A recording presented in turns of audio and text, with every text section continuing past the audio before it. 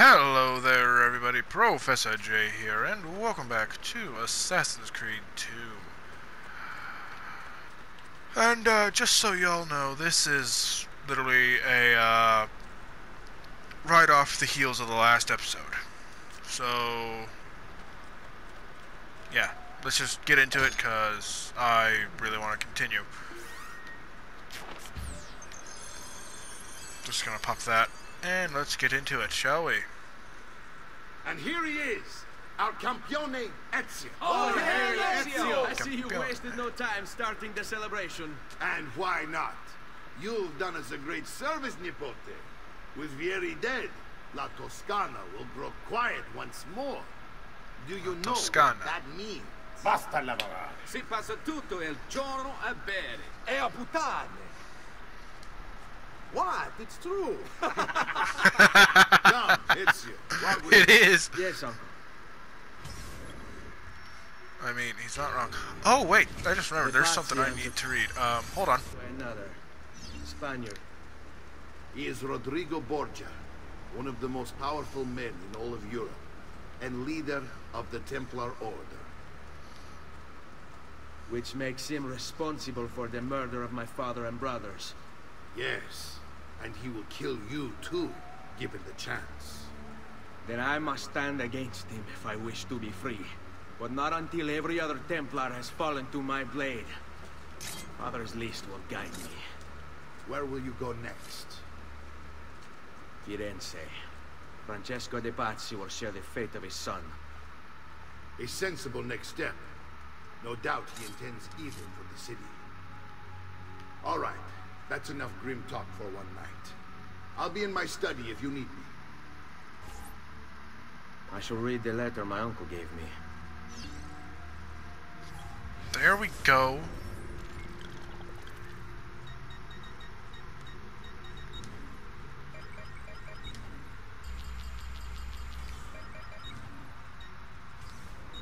Here we go. Letters. My love, I put these thoughts to paper in the hope that I might one day have the courage to share them with you. In time, you'll no doubt learn that I betrayed Giovanni, labeled him a traitor, and sentenced him to die. History will likely judge this to have been a matter of politics and greed. Know that it was not hate that forced my hand, but fear. When the Medici robbed us of all we owned, I found myself afraid. For you, for our son, for the future. What hope in this world for a man without proper means? They offered me money, land, and title in exchange for my collaboration. And so this is how I came to betray my closest friend. However unspeakable the act, it seemed necessary at the time. And even now, looking back, I see no other way.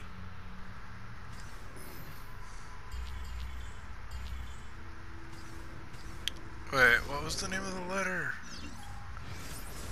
Okay, it was... Dupazze? Oh, Fra... Oh no, okay. Fra... something.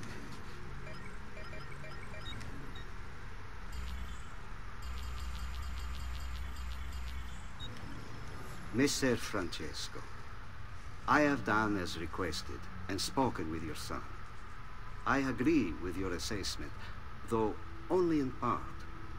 Yes, Vieri is brash and prone to act without forethought. And he has a habit of treating the mercenari like playthings. I have received reports of at least 3 men being disfigured as a result. But I do not think him, as you put it, beyond repair. Rather, I believe the solution to be a simple matter. He seeks your approval, your attention.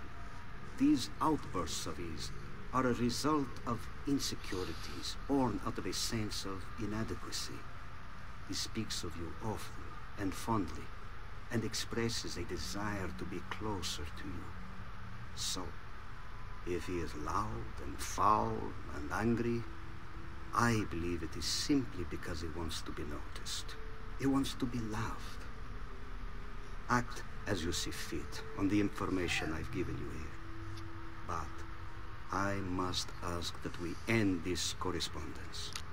Were it to discover the nature of our conversations, I fear what might become of me. Yours in confidence, Fra Giocondo. Tragico. Okay. Al magnifico Lorenzo di Medici, mio protettore e amico. I have done as requested and completed my investigation into the Milan. I'm gonna go through those ones later. Well. I have. Messer Francesco. There. Okay. Just wanted me to do that. Weird.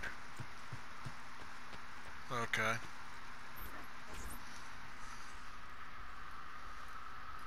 Look familiar? Other codex pages. Yes. Your father managed to find and translate a few before he... Here. This is not your father's work. Someone else has translated it. Leonardo da Vinci, a friend. Do you see the way the words cross from one page to the next? There is something underneath it all. Some kind of map. Where is it supposed to lead? Your father and I managed to make out bits of a prophecy scrawled across these pages. It was written by an assassin like us, who long ago held a piece of Eden. His name was Altair. He spoke of something powerful and ancient, hidden in the land. What is it? What indeed? Solving that little mystery is exactly why we collected these pages. Then let me help. Each time I take on my father's work. All of it. I start with the page I took from Vieri. Leonardo will decode it for us. Bene. Return here when time permits, and we'll add it to the wall. Okay. I've already reached the villa's viewpoint.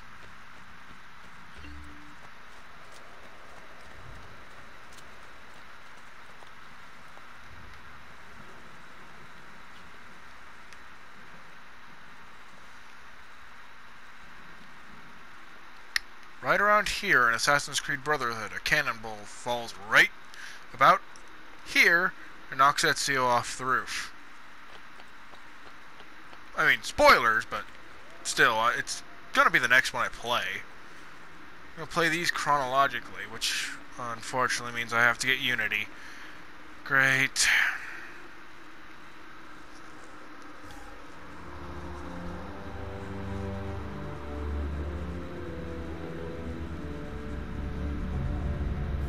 Don't know why you had me do that.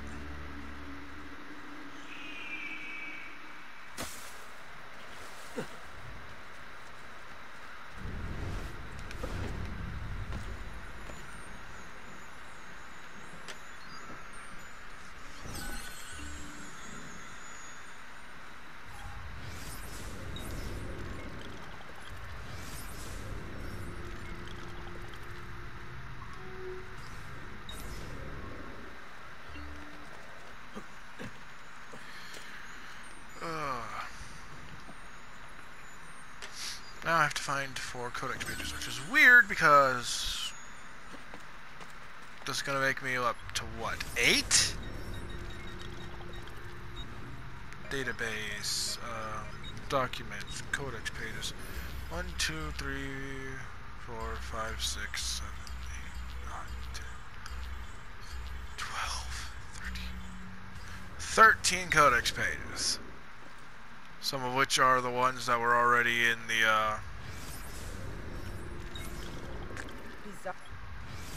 on the wall. So those don't really count the ones I found, but they're still codex pages I have. I had like 8 before I started this mission. Or no, 5. Yeah, I had 5.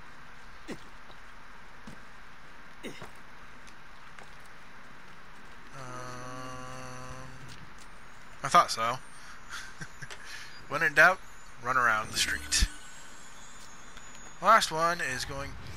Why do I keep doing that? It's easier if I go like this. Ugh. I swear I'm like Porky the Pig right now. Go. I swear I have like Tourette's or something sometimes. I don't. I swear I don't. Just stutters. It's weird. I don't know why.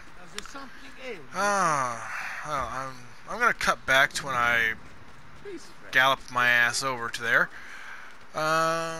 Let's just steal this horse. Not like anyone really cares. Who's gonna fight me over a horse?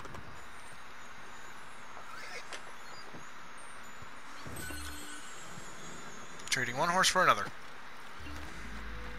Sorry if I'm quiet. Yeah. I got the page.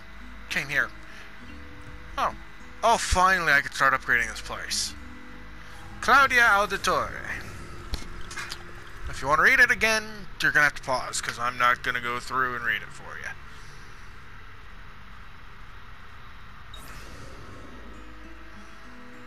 Salute, Claudia. Our uncle is un mostro. This is outrageous. What's happened?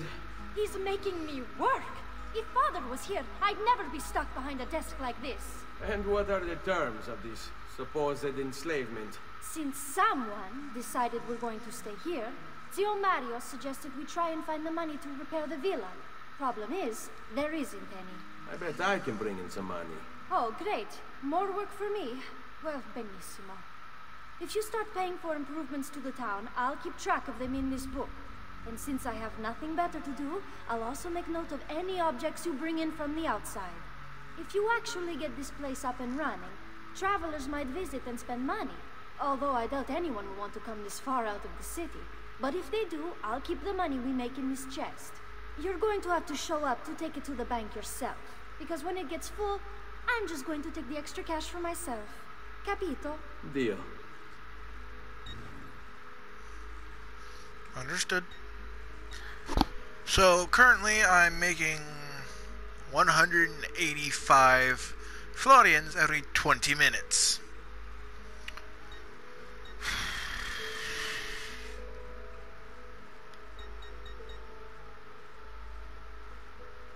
Oh, whoa. Okay, I thought I had some money to buy stuff with. I mean, I got 6,060. Wow.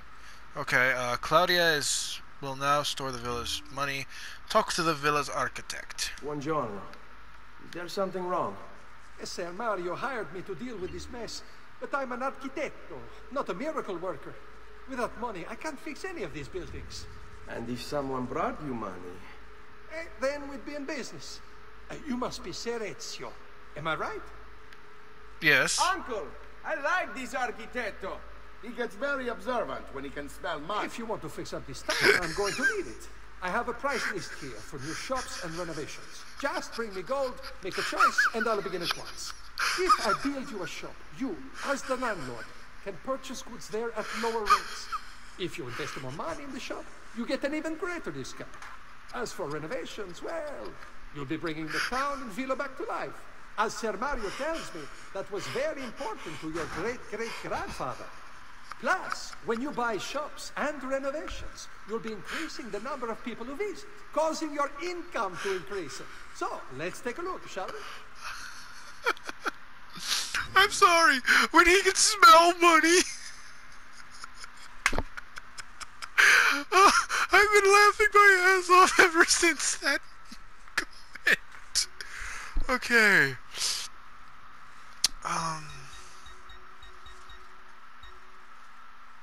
$4,000 just to fix a well. Jesus. $3,000 for a thieves guild. $3,000 for a military barracks. $4,000 for a church. God. $3,000 for a brothel.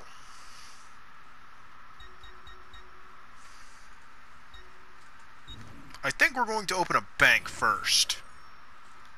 That way we can actually start bringing in money.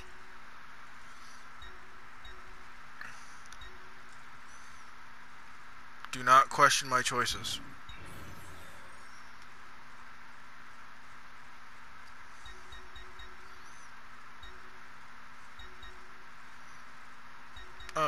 have the art merchant yet. Okay, I opened a bank, I got an art merchant, and I got a brothel. Buon viaggio!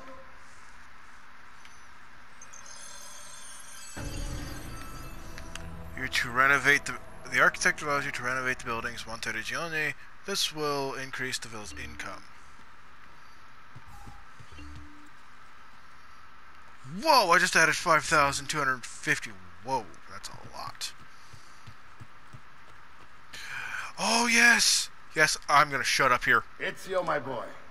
I think it's time I showed you something. The secret passageway.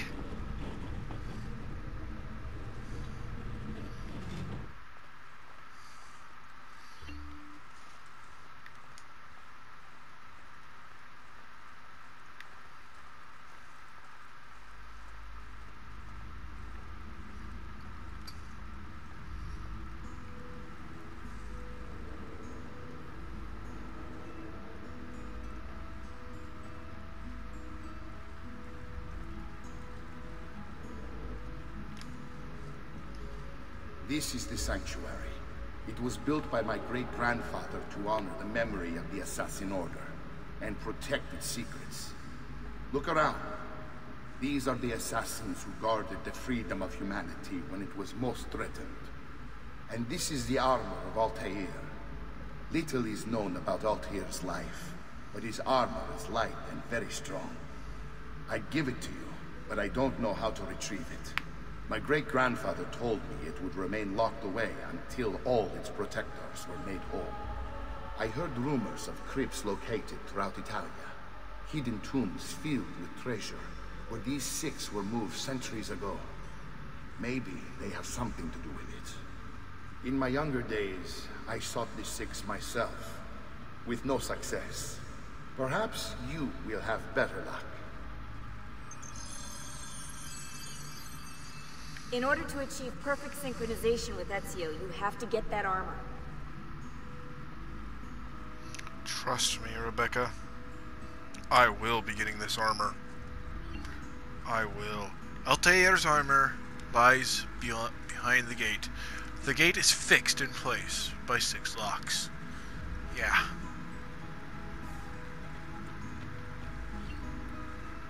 Statue of Gaul. That's the only word I can speak that with. Atop this pedestal stands a statue of Gaul, a male Mongolian assassin. He used a bow and arrow to shoot Genghis Khan's horse. It looks like something is missing from the pedestal. No duh. Darius. I think we all know of Darius by this point. Us who've played Assassin's Creed Odyssey, or have played this. Atop this pedestal stands a statue of Darius, the male Persian assassin. He used his hidden blade to kill Xerxes. This was the first recorded use of the hidden blade. And of course, the key is missing. Wei Yu. Atop this pedestal stands a statue of Wei Yu, a male Chinese assassin. He used a spear to kill the first Chinese emperor, Qin Shi Huang? I'm probably pronouncing that completely wrong. crap. Sorry. It looks like, yeah. Amunet. A female Egyptian assassin. She killed Cleopatra with a snake. I think we all know, again, who Amunet is, aka, by ex-wife. I do believe that's her anyway.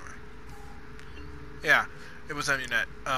Atop this pedestal stands a statue of Iltani? Okay, Iltani. A female Babylonian assassin. Babylon. She poisoned Alexander the Great. And finally, atop this pedestal stands a statue of Leonis, a male Roman assassin. he stabbed Caligula with a dagger. But yeah, we all know of Amunet now, and we've seen Darius. Anytime I hear that name Darius, I think of Darius Rucker for some reason, which is a country music singer, I think. But on that random tidbit of information, that's going to be it from me for this episode, everybody. If you enjoyed it, please consider leaving a like on this episode. It would be greatly appreciated. Also, if you're new, please consider subscribing and hitting the bell to be notified whenever I post a video like this or post something in the community tab.